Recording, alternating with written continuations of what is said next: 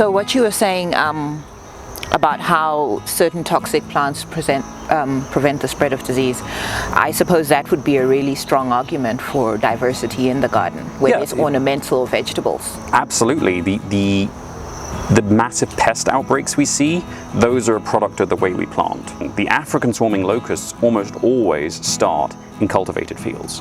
They are all over the place. We have several species that can swarm on this farm. They don't because they're not reaching pest proportions. They have their predators, they have their natural preventions, and so they just don't reach swarming numbers because things break them down, things kill them, things poison them, and yes, they don't mass reproduce. Whereas if I was to clear this all and plant nothing but wheat or maize, it's just asking for trouble.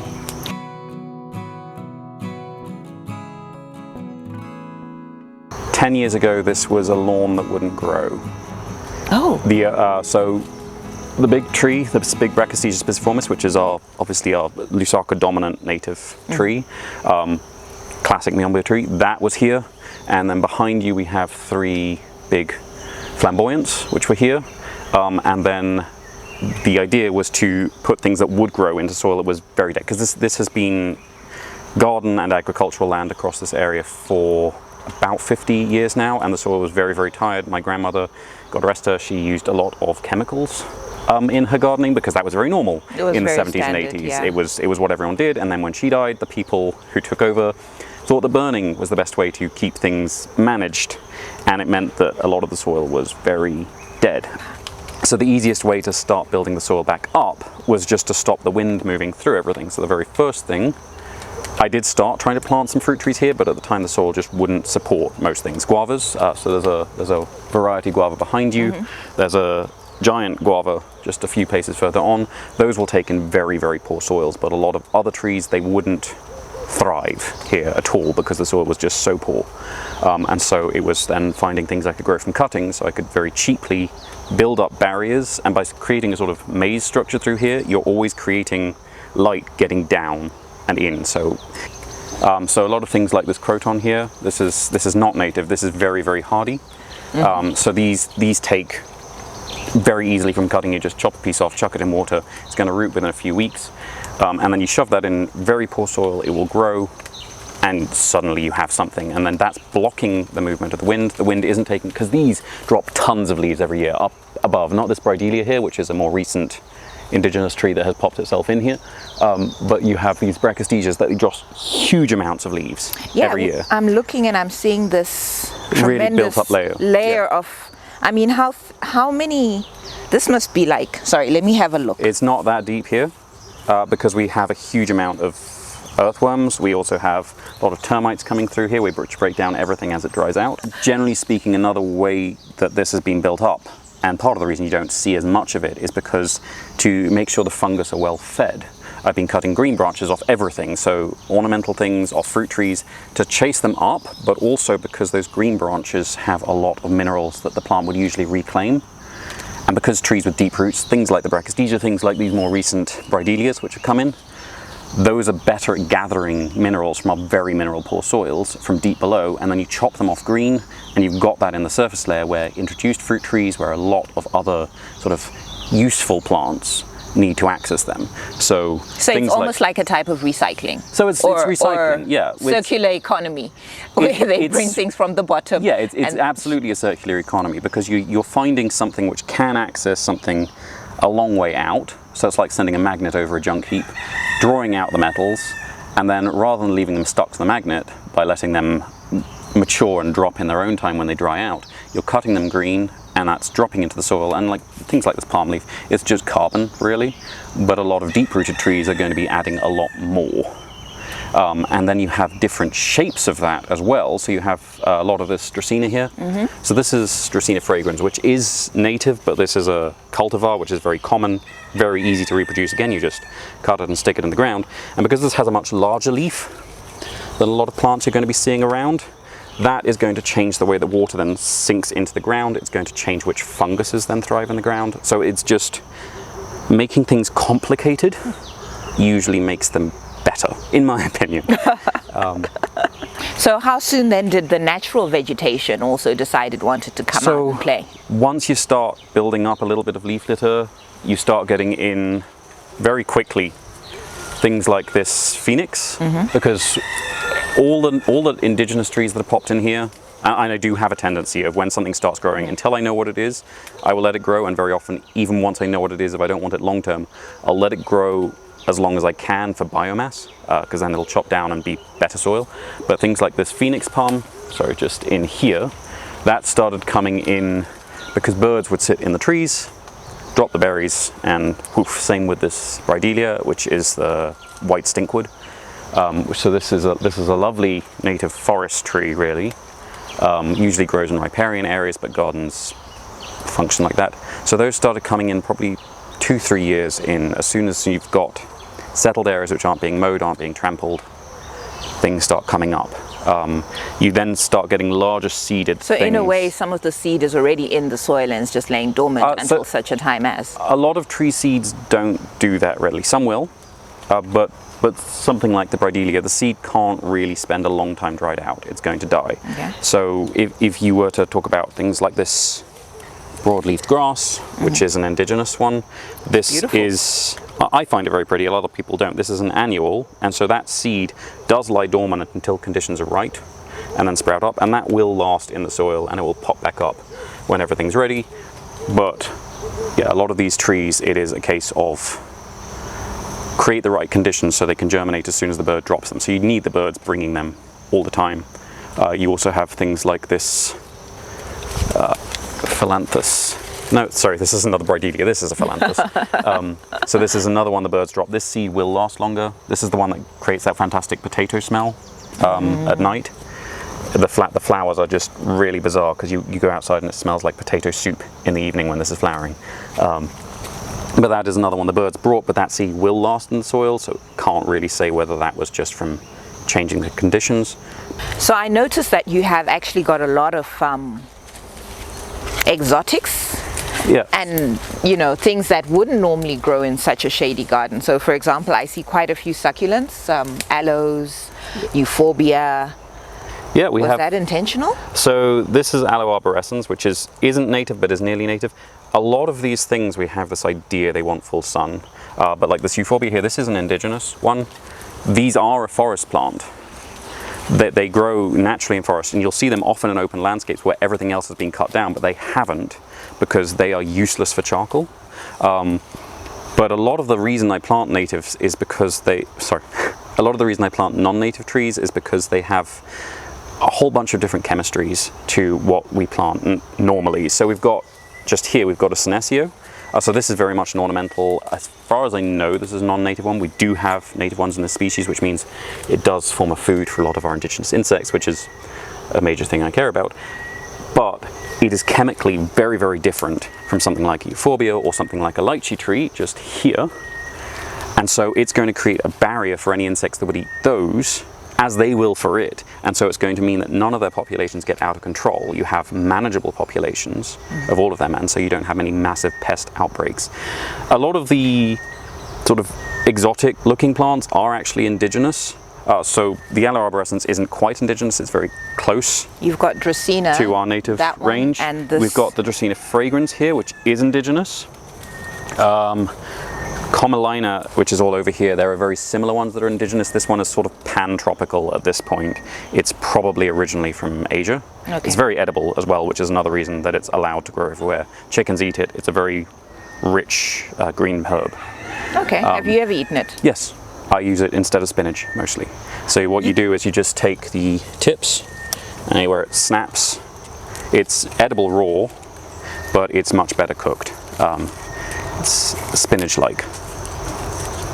It's very unobjectionable, but it's not exciting, so it's something you put with other things. Like spinach, you chuck it in with feta, you chuck it in with a bunch of other things. But the big thing was just to get anything growing in here, and then you'll find other things will come up through that. So even where I've planted non-natives, everything comes up. So two of my favorites, really, and we're going to go with one that's more or less purely ornamental, and one that is very much not purely ornamental. So you're actually right in front of one of my favorites. So this is custard apple. This is the very standard scaly custard apple we're all used to. Yeah. It is a very hardy tree, shade or quite a lot of sun. It doesn't really like full sun in our soils, but it is a really weird family that it comes from, Ananaceae. So they are right at the sort of bottom of the plant family tree, if you think about it. So grasses and avocado trees are a bad example. Can I go back?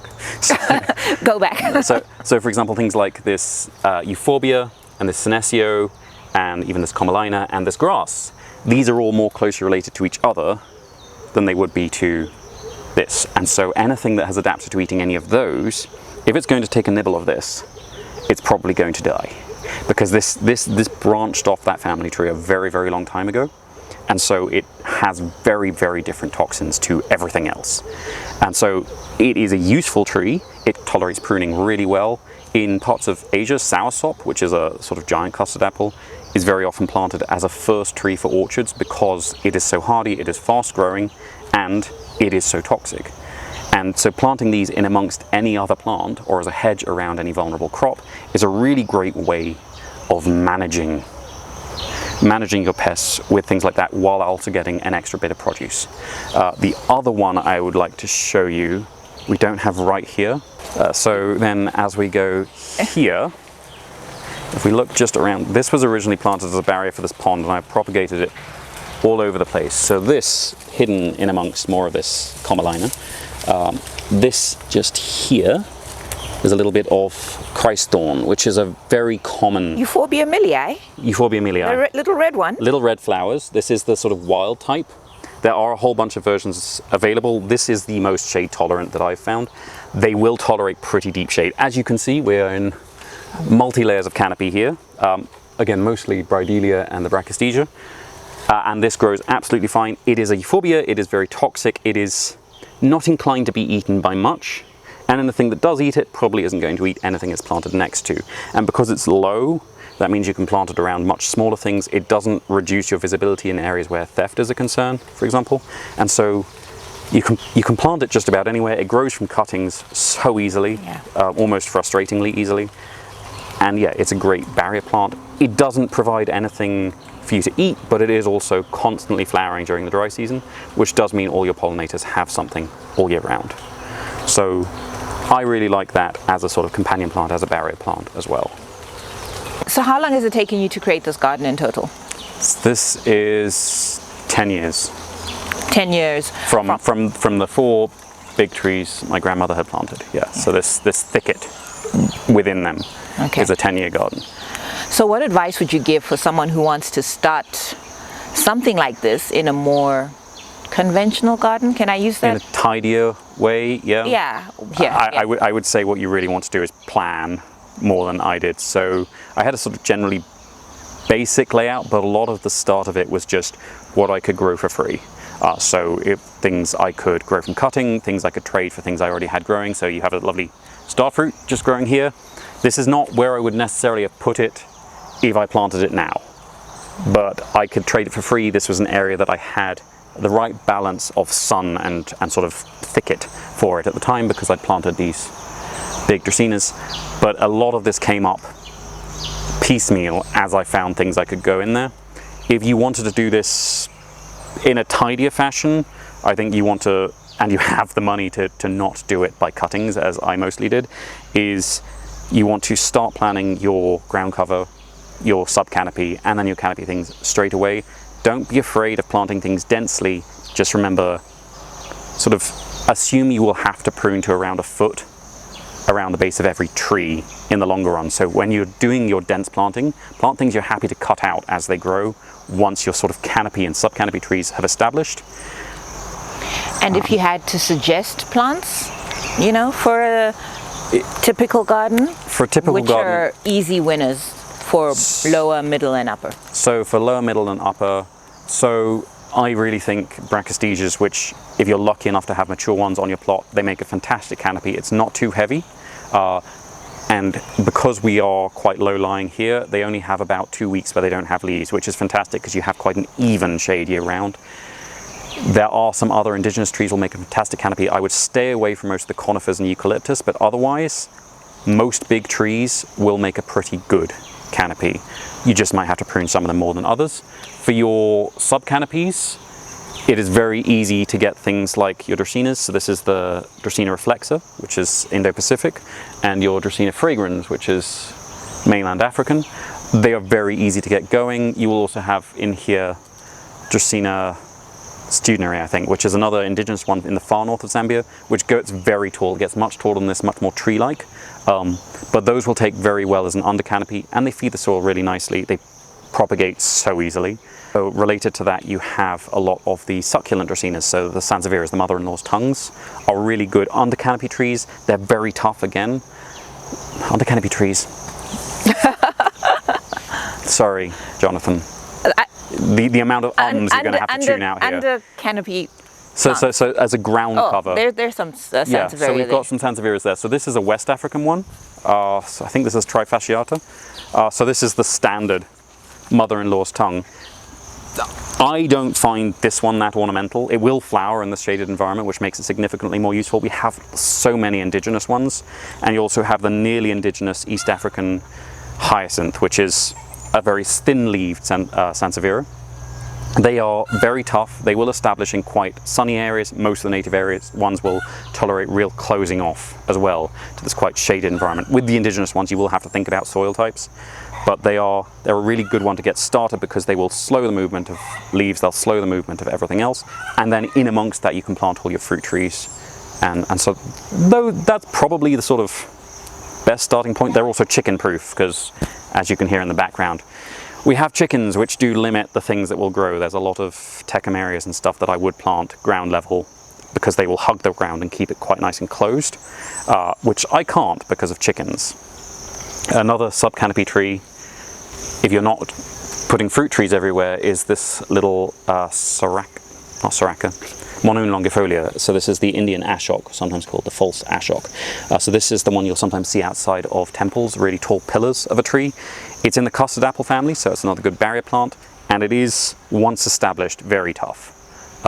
It can be very thirsty going in. It has a very uninvasive root system, which is a very good way to sort of get your subcanopy established, because then you can plant anything more or less within a meter of it. It is not remotely aggressive. It's not going to compete. It's one of the few trees you can actually plant almost right against your house without trouble.